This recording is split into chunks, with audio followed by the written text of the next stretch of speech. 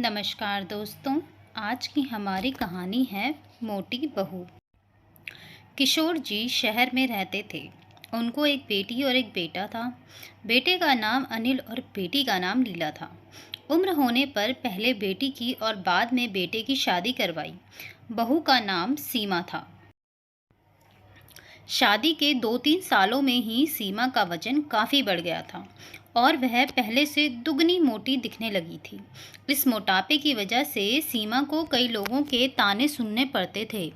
पड़ोसी भी उसे मोटी भैंस कहने में हिचकिचाते नहीं थे। कितनी मोटी हो गई है, कैसी दिन पर दिन फैलती जा रही है। देखो, जरा भी शर्म नहीं आती। पति बेचारा सूखा जा रहा है। यह देखो, खा खाकर कैसे मोटी हो रही है। कुछ इस तरह की बातें अक्सर सीमा के कानों पर पड़ जाती थी। स्वभाव से हंसमुख सीमा इन बातों को इग्नोर भी कर देती, लेकिन उसे ज़्यादा दुख तब होता था जब उसकी खुद की सास और नंद उसके मोटापे के लिए उसे दोषी ठहराते और भला बुरा कहती। अनिल शरीर से काफ़ी दुबला पतला था। शादी के बाद भी उसके शरीर में रत्ती भर का भी फर्क नहीं आया था। हालांकि सीमा मोटी होती जा रही थी, उसमें उसका कोई भी दोष नहीं था। बल्कि सीमा तो अनिल से भी कम खाना खाती और दिन भर घर के सारे काम करती रहती थी।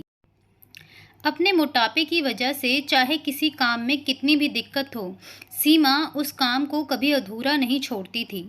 उसने घरेलू नुस्खे और कई तरह के उपाय करके अपना मोटापा कम करने की कोशिश की थी, लेकिन शायद उसके शरीर के हार्मोन्स ही थे जो उसे मोटा बनाए रखे थे। अनिल को उसके मोटापे से कोई दिक्कत नहीं थी। वह तो बेचारा अपने बिजनेस को संभालने में व्यस्त रहता था।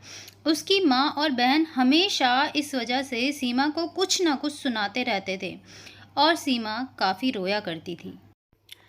सीमा को जब भी मौका मिलता अपने पति से इस बारे में बात करती थी और कहती थी कि अपनी माँ और बहन को समझाओ, मैं मोटी हूँ, उसमें मेरा क्या दोष है। पूरी दुनिया मुझे कुछ भी कहे, मुझे फ़र्क नहीं पड़ता, लेकिन जब मेरे अपने ही मुझे भला बुरा कहते हैं तो मुझे काफ़ी दुख होता है। ऐसे ही दिन बीतते चले गए। एक दिन सीमा की सास ताज़ी हवा लेने के लिए जब टेरेस पर गई हुई थी, तब वापस लौटते समय उनका पैर फिसला और सीढ़ियों से वह गिर गई। भाग्य से वह बच गई, लेकिन उनके पैर में बड़ा फ्रैक्चर आया। उनको अब एक जगह से दूसरी जगह जाने में भी काफ़ी दिक्कत होने लगी। बिना किसी के सहारे के वह ऐसा कर ही नहीं पा रही थी। जिस मोटी बहू को वह रोजाना ताने मारती थी, आज वही बहू उनका हर काम कर रही थी और उन्हें एक जगह से दूसरी जगह ले जा रही थी। उनका खुद का वजन भी 75 किलो था, जो उनके बेटे अनिल के लिए भी उठा पाना संभव नहीं था। उनको विचार आया कि बहू शरीर से भरी पूरी नहीं होती तो आज उनका क्या होता। सीमा की सास को सीमा के साथ किए हुए अपने बुरे बर्ताव के लिए पछतावा होने लगा। उन्होंने एक दिन मौका देखकर इस बात के लिए सीमा से हाथ जोड़कर माफ़ी भी मांगी। सीमा ने कहा, अरे माँ जी, आप माफ़ी क्यों मांग रही हैं? आप मुझे समझने लगी, मेरे लिए इतना ही बहुत है। उस दिन के बाद सीमा की सास ने कभी भी उसे उसकी मोटापे की वजह से एक शब्द भी नहीं बोला, बल्कि वो उन लोगों से लड़ जाती थी जो सीमा को मोटी कहकर उसकी बुराई करते थे। सीमा की ननद भी इस घटना के बाद उसे इस विषय पर कुछ भी न कह सकी। खुशमिजाज सीमा अब पहले की तरह ही सब कुछ भुलाकर खुश रहने लगी।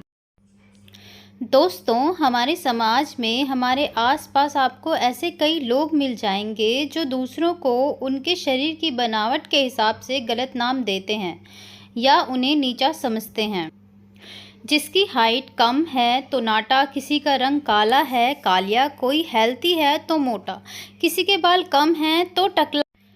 हमें ऐसी सोच को पूरी तरह ख़त्म करना होगा और यह समझना होगा कि बाहरी स्वरूप ज़्यादा मायने नहीं रखता।